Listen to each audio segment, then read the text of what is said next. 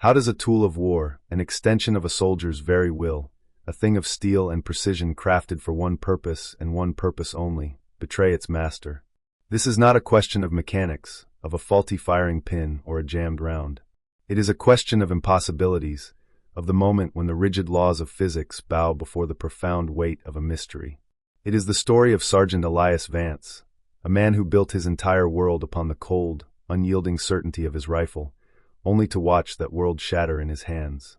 Elias was a man forged in the crucible of modern warfare, a landscape of dust and chaos where faith was a luxury, a ghost that had long since fled the screams of the dying. He moved through the rubble of forgotten towns with an economy of motion that bordered on artistry, his eyes, the color of worn steel, missing nothing. He believed in what he could see, what he could touch, and what he could dismantle. He believed in the precise trajectory of a 7.62 millimeters round, the satisfying clink of a fresh magazine seating home, and the absolute authority of a trigger pulled. His rifle was not just a weapon, it was his creed, his catechism. Each part, from the cold hammer-forged barrel to the finely machined bolt-carrier group, was a verse in a hymn of brutal logic. He could strip it and reassemble it in the suffocating dark, his fingers knowing every pin and spring not by sight, but by a form of intimate, tactile faith. This was the only faith he had left. For him, God was a casualty of war, a name whispered in the final, ragged breaths of men who had died believing in a savior that never came. He had seen too much, patched too many wounds, and zipped too many body bags to entertain the notion of a benevolent, overseeing power. The universe, in his estimation, was a maelstrom of violent indifference, and the only prayer that was ever answered was the one you delivered yourself from the end of a barrel. His story, the one that would become a hushed legend whispered in barracks and on lonely night watches, begins in a place that was already dead. It was a nameless village in a forgotten valley, a collection of skeletal buildings picked clean by the vultures of conflict.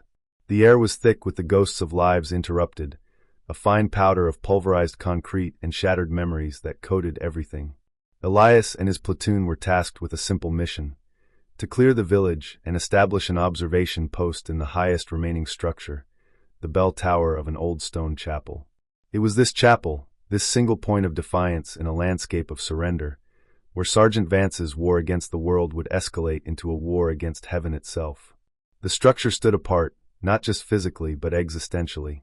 While every other building had been wounded, crippled, or completely destroyed, the chapel seemed merely asleep, bearing only superficial scars. It was an anomaly, an affront to the logic of artillery and the indiscriminate nature of destruction. And it was here that Elias Vance, a devout disciple of disbelief, would be forced to confront a power that did not adhere to the rules of engagement he so grimly understood. The central question that hung in that dust-choked air was not whether God existed, but if a man's disbelief, no matter how profoundly held, could stand against a miracle aimed directly at his heart. What happens when the one thing a soldier trusts above all else refuses to serve his rage? What happens when his weapon betrays him, not to the enemy, but to his own salvation? This is the story of that betrayal, a tale of how a soldier aimed his rifle at the heart of heaven and found the bullet turned against his own. The order to sweep the village was routine, a grim ballet of tactical movement and heightened senses that Elias and his men had performed 100 times. They moved like wraiths through the skeletal remains of homes and shops, their boots crunching on a carpet of glass and plaster. The silence was the most unnerving part, a profound and heavy quiet that seemed to absorb the sound of their own breathing. It was a place where screams had been exhausted, leaving only an echoing emptiness. As they approached the chapel at the center of the village, the strangeness of the place began to assert itself. It was as if they had crossed an invisible threshold, from a world of gray dust and decay into a pocket of impossible preservation. The stone walls, though pockmarked by shrapnel, stood firm. The heavy oak doors, while splintered, remained on their hinges. But it was the inside that truly defied explanation. Pushing open the doors, they were met not with the expected scene of ruin, but with a tableau of eerie peace. A thick blanket of dust covered the pews and the stone floor, a fine gray snow of ages. Yet, shafts of light from the high, arched windows cut through the gloom, illuminating the motes of dust in swirling, hypnotic patterns like galaxies in miniature. At the far end of the nave, in the apse, stood a life-sized statue of the Virgin Mary. And here, the laws of the universe seemed to have been suspended entirely. While everything around it was veiled in dust, the statue was pristine. The painted blue of her robe was vibrant, the white of her mantle as pure as fresh snow, the delicate gold leaf on the crown untarnished. It was as if a gentle and persistent hand had been wiping it clean moments before their arrival. It was in this surreal sanctuary that they found her, an old woman who seemed as ancient and as rooted to the spot as the chapel itself. Her name, they would learn, was Maria. She was on her knees, not praying, but tending to a small collection of wildflowers placed at the statue's feet. She looked up as the soldiers entered, her face a roadmap of wrinkles, her eyes dark and deep and utterly devoid of fear. Elias, his rifle held at a low ready, saw her as a potential threat, another variable in a chaotic equation. But as he approached, his tactical assessment faltered. She did not flinch. She did not cower. She simply watched him with an expression he could not decipher. It was not pity, not quite, but a kind of profound, weary understanding. "She is still here," the old woman said, her voice a dry whisper like rustling leaves. It was not directed at him, but at the space around him. Elias grunted, his gaze sweeping the chapel for threats. "This area is not secure, old woman. You need to leave." Maria slowly got to her feet, her joints cracking a quiet protest. She looked from Elias's face to the rifle in his hands, then back to his eyes. "This place is the only secure place left in the world," she said, a statement of fact, not an argument. "She protects her children." Elias let out a short, sharp breath of a laugh, a sound of pure cynicism. "Right. Tell that to the rest of the village." He gestured with his head to the world outside the chapel doors, the world of death and ruin. Where was she for them? The old woman's gaze did not waver. "She is here for them now," she replied softly. "And she is here for you, soldier. Especially for the children who do not know they are hers." The words hung in the dusty air, simple yet laden with a meaning that pricked at the edges of Elias's hardened consciousness. He dismissed it as the ramblings of a shell-shocked crone, a mind broken by grief and clinging to fairy tales. He was a man of action, of tangible reality. Statues were stone prayers, were wasted breath, and protection came from Kevlar and firepower. He turned away from her and began issuing orders to his men, his voice sharp and loud, a deliberate violation of the chapel's hallowed silence. He wanted to shatter the strange peace, to reassert the dominance of his world over this pocket of inexplicable serenity. But as his men began to set up, a subtle fragrance reached him, faint but unmistakable. It was the scent of roses, fresh and dewy, a smell that had no place in this desiccated, war-torn ruin. He looked at the wildflowers at the statue's feet. They were not roses. The first signs were subtle, easily dismissed by a mind conditioned to reject anything that could not be field-stripped and catalogued. They began as whispers at the edge of perception, glitches in the matrix of Elias's rigidly ordered world. A few of the younger soldiers, setting up a communication relay near the apse, spoke of a strange cold spot, a pocket of air that felt like a cool hand on the back of the neck, even in the stifling heat of the chapel. Elias, overseeing the placement of a machine gun nest by the main door, barked at them to stop telling ghost stories and get back to work. He believed fear was a contagion, and superstition was its most potent carrier. Yet he too felt it, a persistent, almost unnerving stillness that seemed to emanate from the statue, a silence that was more than just the absence of sound. It was a presence, a weight, a palpable quiet that pressed in on all sides. Later that afternoon, as the sun began its descent, casting long, dramatic shadows through the chapel, the first truly unexplainable event occurred. A section of the roof, weakened by a long-ago artillery strike, finally gave way. A massive chunk of stone and timber, weighing several 100 pounds, came crashing down. It fell directly towards Private Miller, a young soldier barely out of his teens, who was focused on calibrating his radio set. Elias saw it happen, a slow-motion catastrophe his mind had already processed to its fatal conclusion. He shouted, but it was too late. The debris was feet from Miller's head when it seemed to shift. It did not just fall, it veered, impossibly, as if nudged by an unseen hand, crashing to the floor a mere 2 feet to the soldier's left. The impact shook the entire building, showering Miller in a cloud of ancient dust. He sat there, frozen, untouched, staring at the crater in the stone where his head should have been. The other soldiers stared in stunned silence, their faces a mixture of shock and dawning awe. The lieutenant, a pragmatist named Harris, was the first to speak. "Miller, you all right?" he called out, his voice tight. Miller could only nod, his eyes wide as dinner plates. Lieutenant Harris knelt, examining the trajectory, the point of impact, the the laws of gravity that had just been so flagrantly violated.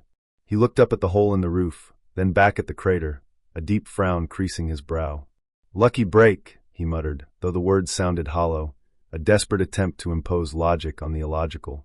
Elias watched the entire exchange with a growing sense of irritation. It was a fluke, a freak accident. The crumbling structure had simply fallen in an unpredictable way. That was all. There was no other explanation. And yet, the image of the debris shifting in midair was seared into his mind's eye. He pushed the thought away, channeling his unease into cold efficiency. He walked over to his cot and began his daily ritual, the cleaning of his rifle.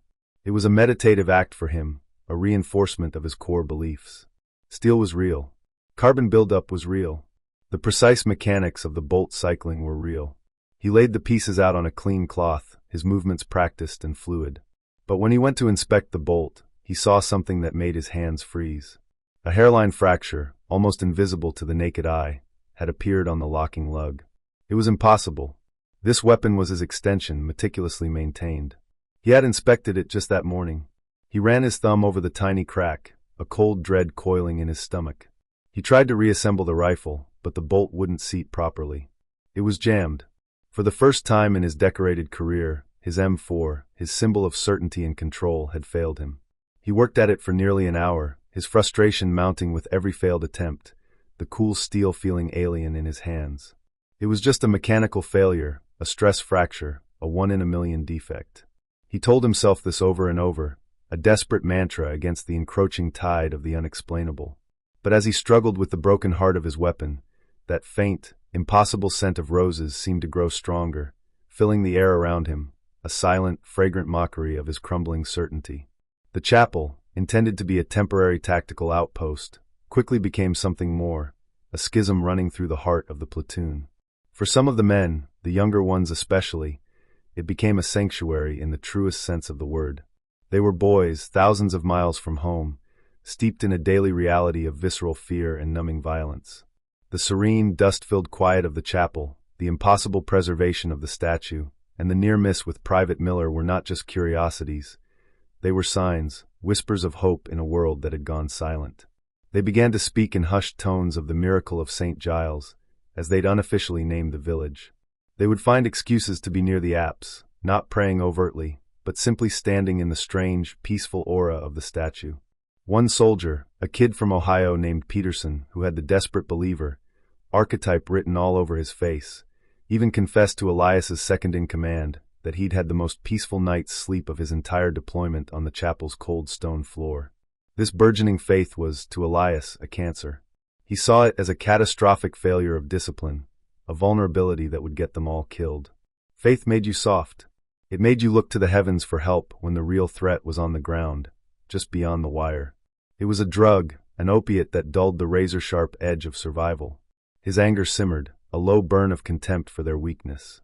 He saw his own past in their naive hope, the same hope he had clung to before it was brutally extinguished.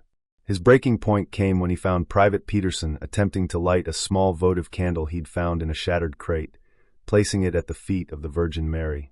The tiny flame flickered, a fragile pinprick of light in the vast, dim space. For Elias, it was an act of profound insubordination. He strode over, his boots echoing loudly in the silence, and kicked the candle over, extinguishing the flame. "What do you think you're doing, Peterson?" he snarled, his voice a low growl. Peterson flinched, scrambling to his feet. "Just paying my respects, Sergeant." "Respects?" Elias's laugh was harsh and grating. "You're playing with dolls in a war zone. You think this pile of plaster is going to save you? You think lighting a candle makes you bulletproof? No, Sergeant, You just what? Think a prayer is better than a loaded magazine? Think some ghost is watching over you?" He poked a rigid finger into Peterson's chest. "I'll tell you what's watching over you. I am. And the man next to you is. That's it. There's nothing else. You put your faith in steel and in your training. Everything else is a lie that will get you killed. Do you understand me?" Peterson, his eyes welling with a mixture of fear and shame, could only stammer, "Yes, Sergeant." The confrontation drew the attention of the others, and Lieutenant Harris moved in to de-escalate. "Sergeant Vance, that's enough," he said, his tone firm. "My office." Now.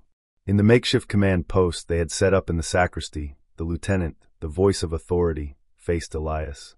"What was that about, Sergeant?" Elias stood rigidly at attention. "Maintaining discipline, sir. The men are getting distracted by local superstitions." "They're scared kids, Elias," Harris said, his voice softening slightly. "If a little superstition gives them comfort, what's the harm?" "The harm, sir," Elias said, his voice tight with controlled fury, "is that comfort is a luxury we can't afford. It makes you slow. It makes you careless. My best friend died because he was careless. He was on his knees praying when a mortar round landed 10 feet away. He was looking up at the sky instead of looking at the enemy." The confession hung in the air, raw and bleeding. It was the first time he'd ever spoken of it. Harris was silent for a long moment. He was a man of logic and regulations, but he was not a fool. He had seen the debris fall. He had seen the pristine statue. He couldn't explain it, and that bothered him. "I understand your position, Sergeant," he said finally. "But you will not harass my men. Let them have their comfort. That's an order. As for you, I want you to see if you can get that rifle working. An NCO with a non-functioning weapon is a bad look." Elias nodded stiffly. "Yes, sir." He turned and left, his anger now a cold, hard knot in his gut. The lieutenant's order felt like a betrayal, a concession to the very weakness he was fighting against. As he walked back into the main chapel, the collective gaze of his men fell upon him. They looked at him not just with fear, but with something else, pity. And for a man like Elias Vance, pity was the deepest insult of all. He felt utterly alone, the last sane man in an asylum of fools, and his war was no longer just with the enemy outside, but with the creeping, insidious faith within. That night, the sky broke open. A storm of biblical proportions descended upon the valley, a ferocious, unnatural squall that seemed to come from nowhere. The wind howled through the shattered buildings of the village, a mournful, shrieking chorus. Rain fell not in drops but in solid, wind-driven sheets, hammering against the stone walls of the chapel like fists. Inside, the men huddled together, the storm's fury a terrifying soundtrack to the already tense atmosphere. For Elias, the storm was a welcome echo of the tempest raging inside him. He sat apart from the others, on his cot, the disassembled pieces of his rifle laid out before him like the bones of a fallen comrade. He couldn't fix it. The hairline fracture seemed to mock him, a tiny, smiling flaw in his world of perfect machinery. With every crash of thunder, a memory resurfaced, playing in his mind with agonizing clarity. He was back in the sun-scorched desert, the air thick with the smell of sand and cordite. He saw his friend, David, a young corporal with a perpetually optimistic smile and a small, well-worn cross he always wore around his neck. They were pinned down, taking heavy fire. During a lull, David had knelt behind a low wall, pulling out his cross, his head bowed, his lips moving in silent prayer. Elias had hissed at him to keep his head on a swivel, that God wasn't going to stop a bullet. David had just looked up and smiled, that infuriatingly serene smile of his. "It's okay, Eli," he'd said. "He's got us." The next sound was a sickening thud, the sound a mortar makes when it finds a home in soft earth. And then nothing. Elias was thrown by the blast, his ears ringing, his vision swimming. When the dust settled, the low wall was gone. And so was David. All that was left was the small, twisted metal cross, lying in a pool of blood. That memory was the bedrock of his disbelief. It was his proof, his exhibit A in the case against God. Faith was not a shield, it was a blindfold. It was a lie you told yourself before the universe struck you down with casual, meaningless violence. Now, in the thunderous dark of the chapel, that rage and grief felt as fresh as if it had happened yesterday.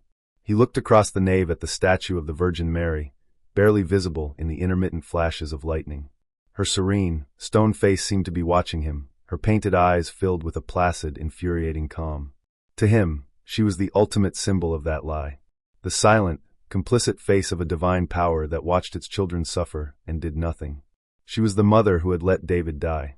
The lightning flashed again, illuminating her face, and for a split second, Elias felt a surge of pure, unadulterated hatred. It was an irrational, primal fury directed at this piece of carved rock. He felt an overwhelming urge to destroy it, to wipe that calm, merciful expression off its face, to prove to his men, and to the ghost of his friend, that it was all meaningless.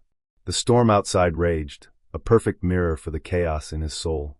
The wind shrieked, and it sounded like David's last cry. The thunder cracked, and it sounded like the mortar that had taken him. He was trapped in a prison of his own memory, and the statue was his warden. He gripped the useless barrel of his rifle, his knuckles white, the cold steel a poor substitute for the certainty it once gave him. He He was a soldier without a functioning weapon, a zealot without a functioning faith, and he was coming undone. The storm, he thought, was not just weather. It was an omen. A final battle was coming, not against an enemy he could see, but against the ghost in the machine, the miracle in the stone, and the crippling, unbearable hope he had tried so hard to kill within himself. As the storm reached its zenith, lashing the world with a fury that seemed bent on tearing the very stones of the chapel apart, the signs escalated. They moved beyond subtle feelings and freak accidents into the realm of the truly, undeniably miraculous. The men, already on edge, were pushed towards a state of collective, terrified awe. It began with a sound. Over the deafening roar of the wind and rain, a single, clear, resonant note rang out. It was the sound of a large bell, struck once, its pure tone cutting through the storm's chaos with impossible clarity. Every man in the chapel froze, looking up towards the bell tower. They all knew it was impossible. The tower had been shelled months ago. The bell's mechanism was a rusted, twisted wreck, and the bell itself, they had assumed, was cracked and useless. Lieutenant Harris grabbed a high-powered flashlight, shining its beam up into the dark rafters. The rope was gone, frayed and rotted away. There was nothing there. Yet the sound had been real. It had vibrated through the stone floor, a solemn, profound declaration that they were not alone. Elias felt the sound in his bones. He tried to rationalize it, the wind, a piece of metal striking the bell by chance. But the purity of the note, its deliberate, perfect tone, defied any logical explanation. He felt a prickle of cold fear, a sensation he hadn't experienced since his first day in combat. It was the fear of the unknown, of an enemy that didn't play by any rules he understood. Then came the light. It started as a faint luminescence, a soft, warm glow emanating from the apse. It was not a reflection from the lightning. It was a steady, pulsing light, as gentle as a heartbeat. It seemed to originate from within the statue of the Virgin Mary itself, causing the vibrant blue of her robe to radiate a soft, ethereal light that pushed back against the oppressive darkness of the chapel. The men murmured, some pointing, others crossing themselves, their faces illuminated by the inexplicable glow. It was not a harsh or frightening light, but one of profound peace, a beacon of impossible calm in the heart of the storm's fury. Peterson, the young private Elias had reprimanded, was on his knees, his face streaked with tears, whispering prayers of gratitude. Even Lieutenant Harris simply stood and stared, his flashlight hanging uselessly at his side, his face a mask of disbelief. For Elias, the light was an assault. It was a violation. It felt like an intrusion into the dark, sealed tomb of his grief. He squeezed his eyes shut, trying to block it out, but he could still see it, a soft blue glow against the back of his eyelids. It felt like he was being hunted, methodically, relentlessly. Every one of his certainties was being stripped away, one by one. The laws of physics had been suspended. His weapon, the emblem of his self-reliance, was broken. And now this light show, this cheap parlor trick designed to awe the simple-minded. But it was the scent that finally broke through his defenses. The fragrance of roses, which had been a faint, intermittent whisper, now bloomed with overwhelming force. It flooded the chapel, thick and sweet, completely overpowering the smells of wet stone, old dust, and nervous sweat. It was a living scent, so powerful it was almost a taste, a perfume of impossible freshness and vitality that had no source and no reason to exist. It was the scent of life in a house of death. Elias gasped, the fragrance filling his lungs, and with it came a sudden, crushing wave of emotion. It was not anger or cynicism, but a profound and terrifying sorrow. The scent was tied to a memory he had long buried, placing a single, perfect rose on his mother's casket years ago. She had been a woman of simple, unshakable faith. The same faith he now despised. The light, the bell, the scent, it was a coordinated attack, not on the chapel but on him. It was a systematic dismantling of the walls he had built around his heart. He felt exposed, raw, and terrifyingly vulnerable. His logic was failing, his anger was wavering, and something deep inside him, something he thought long dead, was beginning to stir. He was losing the war. The storm passed as quickly as it had arrived. The wind died down to a whisper, the rain softened to a drizzle, and then stopped. A profound, preternatural calm settled over the ruined village. The air washed clean, the world outside bathed in the eerie, silver light of the moon breaking through the clouds. The silence that followed was heavier and more complete than the silence that had come before. It was a sacred, waiting silence. Inside the chapel, the ethereal blue light from the statue had faded, but the scent of roses lingered, a fragrant ghost in the air. The men were quiet, huddled in their own thoughts, each one processing the night's impossible events. But for Sergeant Elias Vance, the calm was no relief. It was the quiet before the final charge, the deep breath before the plunge. The storm had broken something loose inside him, and now, in the silence, the wreckage of his past was floating to the surface. The face of his dead friend, David, was burned into his vision. He saw his smile, heard his last words. "It's okay, Eli. He's got us." The words that had once been a source of bitter mockery now felt like an accusation. What if David had been right? The thought was a heresy, a betrayal of the grief that had defined him for so long. But the evidence was all around him. The untouched statue, the miraculously saved private, the tolling bell, the light. It was a chain of impossibilities, and he was at the center of it. He felt mocked. He felt cornered. He felt as if some vast, unseen intelligence was playing a game with him, forcing his hand, demanding a response. He looked at the serene face of the statue, its placid expression unchanged by the storm, by the fear, by his own festering hatred. It was the face of the mother who had not saved her son, David. It was the face of the faith that had failed him. And in that moment, a terrible, clarifying rage took hold of him. It was the rage of a man pushed to the very edge of his own reality. If his world of logic and steel was a lie, then he would tear down the lie that was replacing it. He would prove, once and for all, that this was just stone and plaster, that the miracles were just coincidences, and that the faith of his men was a dangerous, hollow delusion. He had to shatter the illusion to save them, to save himself from the terrifying possibility that he had been wrong all along. It was a final, desperate act of defiance. He rose to his feet. Every eye in the chapel turned to him. The men saw the look on his face, a mask of cold, determined fury, and a collective gasp went through them. He walked to his cot and picked up the largest piece of his broken rifle, the upper receiver with the barrel still attached. It was useless as a firearm, but it was heavy. It was a club. It was a tool of desecration. He strode down the central aisle, his boots echoing in the profound silence. Each step was heavy, deliberate, a drumbeat marching towards a foregone conclusion. Lieutenant Harris started to say his name, a warning in his voice, but fell silent. He, like all the others, seemed to understand that this was something that could not be stopped. This was a final reckoning between one man and his God. Elias stopped a few feet from the statue. He could feel the eyes of his entire platoon on his back, but he saw only the painted face before him. He raised the heavy piece of his rifle high above his head, his muscles straining. This was it. This was the end of the lie. He would bring it down on the statue's head, crack the serene face, and expose the empty plaster beneath. He would kill the ghost in the machine. He was not just a soldier anymore. He was an iconoclast, a holy warrior for the cause of nothingness, and this was his final, terrible sacrament. The chapel held its breath, a silent witness to a man's attempt to murder a miracle. The air in the chapel grew thick, heavy, and still. The lingering scent of roses seemed to intensify, a sweet, cloying presence that felt like a final, gentle warning. Time itself seemed to slow, stretching each moment into an eternity as Elias stood with the ruined rifle held aloft, a dark silhouette against the faint moonlight filtering through the high windows. The faces of his men were pale, their eyes wide with a mixture of horror and rapt attention. They were no longer soldiers in a war zone. They were unwilling congregants in a terrifying and sacred drama. Elias's world had shrunk to a single point of focus, the calm, painted face of the statue. In his mind, he was not just shattering a piece of stone. He was striking a blow against the universe that had taken his friend, against the silent God who had watched it happen. A torrent of silent words, a prayer, of pure blasphemy, screamed through his mind. Where were you? Where were you when he needed you? Show me. Show me something. Show me anything. He channeled all his grief, all his rage, all his years of carefully constructed disbelief into his arms, and with a guttural roar that ripped from his very soul, he brought the weapon down. The sound was not the sharp, satisfying crack of stone shattering that he expected.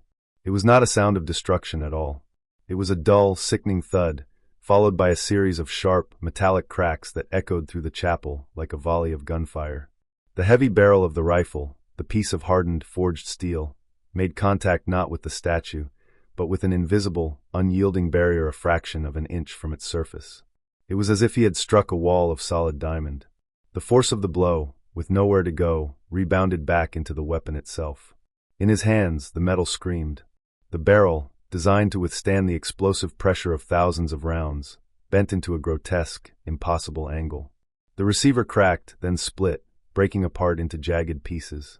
The whole assembly, the last remnant of his tangible faith, disintegrated in his grasp, the pieces clattering loudly onto the stone floor at his feet. Elias was thrown backwards by the recoil of the impossible impact, stumbling and falling hard onto the dusty floor. He was left empty-handed, staring in stunned, wide-eyed disbelief. The statue was untouched. Not a single chip of paint was missing. Not a speck of dust had been disturbed. It stood as it had before, serene, silent, and utterly inviolate, its gentle gaze directed downwards, seemingly at him, where he lay broken on the floor. A profound, absolute silence descended upon the chapel, deeper and more complete than any that had come before. It was the silence of utter, mind-shattering astonishment. The laws of man, of steel, of war, and of physics had just been publicly and spectacularly executed. The soldier, the master of his weapon, the man who trusted only in the power of force, had been utterly and completely disarmed. He had struck out with all the hatred in his heart, and his hatred had been turned back on him, shattering not the object of his rage, but the very symbol of his own power. He looked at his empty, trembling hands, then at the scattered, ruined pieces of his rifle, and finally, he lifted his gaze back to the face of the Virgin Mary. In the faint light, her expression no longer looked merely placid or calm. It looked like mercy. It looked like forgiveness. It looked like the patient, loving, and sorrowful gaze of a mother at her lost and raging child, who had finally, violently exhausted himself. In the ringing silence that followed the shattering of his weapon, Sergeant Elias Vance lay on the cold stone floor, not just disarmed, but undone. The fortress of his cynicism, built brick by brick with every tragedy and disappointment of his life, had been leveled by a force he could not comprehend. His anger, a fire that had burned in him for years, was extinguished, leaving behind only the cold ashes of his pride. He pushed himself up, his movements slow and clumsy, like a man waking from a long and fevered dream. He got to his knees, not because he was ordered to, or because he was injured, but because his legs would no longer support the weight of his own shattered worldview.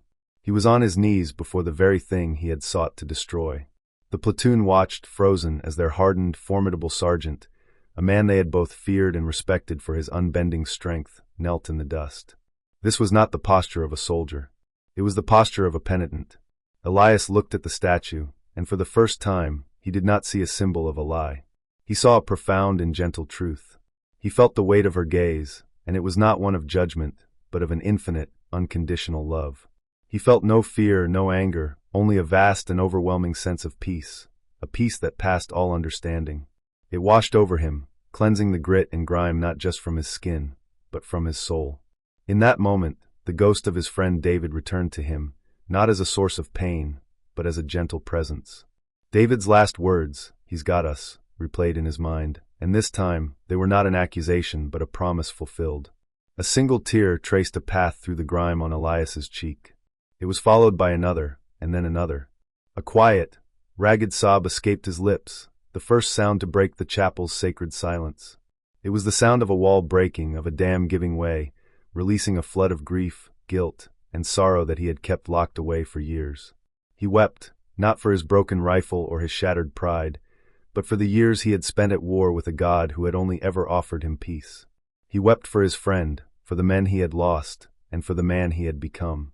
Lieutenant Harris, a man who always had a protocol for everything, found himself utterly without one.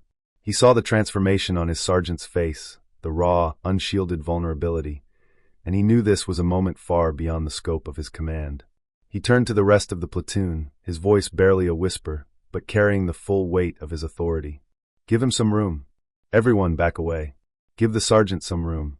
The men complied without question, backing away slowly, their movements full of a newfound reverence.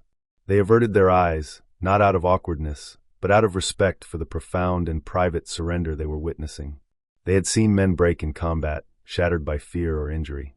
This was different. This was not a breaking, but a remaking. The hardened skeptic, the devout non-believer, had been brought to his knees, not by an enemy bullet, but by an act of incomprehensible mercy. The transformation was absolute. The war for Elias Vance's soul was over. He had lost every battle, his logic defeated, his anger spent, his weapon destroyed. And in losing, he had won a victory he never knew he was fighting for. He remained on his knees for a long time, the quiet sobs subsiding into a state of profound calm. A man reborn in the dust of a ruined chapel, under the patient and loving gaze of a stone mother. The sun rose the next morning on a different world, or perhaps on a different platoon. The change in Sergeant Elias Vance was immediate and palpable. The hard, cynical edge was gone, replaced by a quiet, contemplative strength that was more formidable than his anger had ever been. He spoke less, but when he did, his words carried a new weight. He led his men not with the harsh whip of discipline, but with a compassionate understanding that inspired a fierce and profound loyalty. The legend of what happened in the chapel of St. Giles spread through the unit like wildfire. The men spoke of it in hushed, reverent tones, the story of the sergeant who tried to strike God and had his weapon shattered for his efforts. It became their story, a shared experience of the miraculous that bonded them more tightly than combat ever could. The chapel was no longer just an observation post. It became a true sanctuary. Men would filter in and out during their downtime, not all of them praying, but all of them seeking a moment of the palpable peace that now resided within its walls. The pristine statue became their unofficial guardian, a silent testament to the fact that, even in the deepest heart of a war zone, something gentle and powerful was at work. The ripple effect of Elias's transformation was undeniable. The unit's morale, once brittle and frayed, solidified. The fear was still there, war was still war, but it was now tempered by a strange and resilient hope. They fought with the same lethal efficiency as before, but they cared for one another with a new depth of humanity. Elias himself never preached. He never spoke of God or miracles. He didn't have to. His very presence was a sermon. His actions, a quiet word of encouragement to a scared private, an extra ration shared without comment, a moment spent simply sitting in the silent chapel, spoke more powerfully than any words could. Lieutenant Harris, in his official report, wrote that Sergeant Vance's rifle had suffered a catastrophic metallurgical failure due to combat stress, and that the falling debris had been a structurally predictable event. He was a man of the system, and the system had no forms to fill out for divine intervention. But privately, he never again set foot in the chapel. He would stand at the doorway and look in, his expression one of deep, unresolved contemplation. He couldn't explain what he had seen, and he knew he would carry the weight of that mystery for the rest of his life. The story of Elias Vance became a modern parable, a testament to the idea that the greatest battles are not fought against an external enemy, but against the hardened fortresses we build within our own hearts. It is a story about how a man, armed with all the logic and fury of the material world, can be utterly disarmed by a power that does not fight with force, but with love. The true miracle was not a shattered rifle. It was a shattered man made whole again. It serves as a reminder that sometimes the most profound act of mercy is to take away the weapon a man is using to destroy himself, whether that weapon is made of steel, or of pride, or of an unyielding, bitter disbelief. Perhaps you too have a weapon you cling to. It might not be a rifle made of steel, but a fortress of cynicism built to protect you from a world that has caused you pain. Perhaps it is a hardened heart, a shield of doubt you raise against the possibility of hope, because hope has disappointed you before. We all carry these things, the justifications for our disbelief, the carefully catalogued evidence of a silent and indifferent universe. The story of Sergeant Vance is not just a tale of a distant miracle. It is a question posed to each of us. What would it take to shatter your certainty? What would it take for you to lay down the weapon of your own pride and kneel in the quiet sanctuary of the unknown? The force he encountered was not one of judgment or wrath. It did not strike him down. It simply refused to be struck. It met his violence with unshakable peace. It met his hatred with unending mercy. It broke his weapon to save his soul. If this story of transformation has resonated with you, if it has sparked a flicker of wonder in a world that so often feels dark, then please help us share this message of hope. Like this video, subscribe to our channel for more stories of faith and redemption, and share it with someone who might be fighting a war within themselves. For in the end, the most powerful betrayals are not when our weapons fail us, but when they succeed in destroying the very parts of ourselves that are capable of receiving grace.